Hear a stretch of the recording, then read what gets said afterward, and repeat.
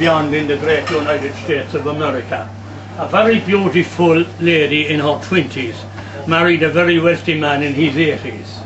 But I'm afraid he didn't live long enough to enjoy the pleasures of that same beautiful lady.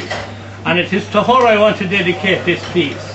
Now, I want to dedicate this piece to Miss Anna Nicole Smith.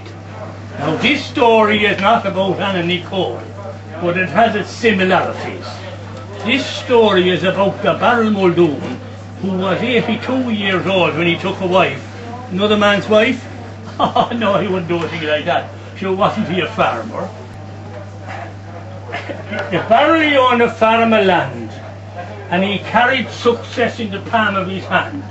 He sat on his money like a bird in the nest with the young flock under the wing. The best thing a man could do, the Barrell would say, was to bide his time and wait for the day when it was right to consider a wife, somewhere near the tail end of the life. Then catch her young, own her body and soul, treat her rough and tell her nothing at all. But time enough for this thing called midnight love. And anyhow I heard it stated that this thing called love is overrated.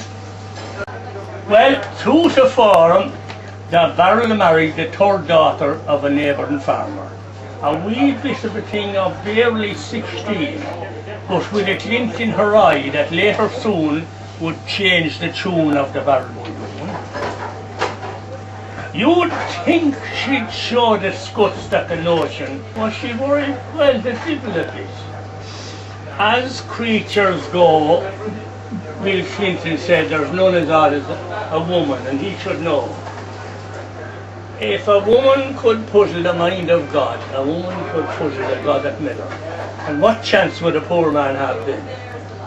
Well, he got his wife in the bridal bed and he mounted up. You won't believe it, but at 82, the Barrell hardly knew what to do. And there he was near the tail end of his life, astride the sweet little child of a wife, pleased with himself like a buyer at an auction, but hardly able to get an hardly able to win an election. I'll help you, Barrell, the girl said, and she started to run her finger up and down along the Barrell backside, which after 82 years of Irish weather was as tough and as cold as the cobbler's leather. Stop, stop, stop, stop your tickling or I won't be able to perform with it into the lap. Stop your tickling straight away and pray, girl. Pray that my poor discouraged Willie might stand and do his duty at my command. But the girl, she kept on running her finger up and down along the Barrell's hind quarter. And there he was, laughing like a fool, eager to love, but unable to quit his laughing fit.